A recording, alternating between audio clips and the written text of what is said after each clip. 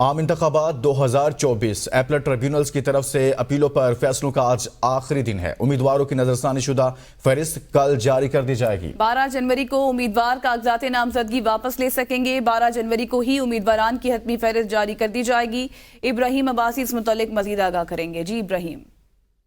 جی بالکل، election commission of Pakistan کی طرف سے جو شیڈیول جاری کیا گیا تھا اس کے مطابق جو ہے وہ آج اپیلیٹ ٹریبیونل کا آخری دن ہے۔ اپیلیٹ ٹریبیونل جو ہے وہ آر اوز کے فیصلے کے خلاف جو درخواستیں ہیں ان کے اوپر سماعت کر آج جو ہے وہ فیصلہ جو ہے وہ محفوظ فیصلے جو ہیں وہ سنائے جائیں گے۔ آج آخری روز ہے۔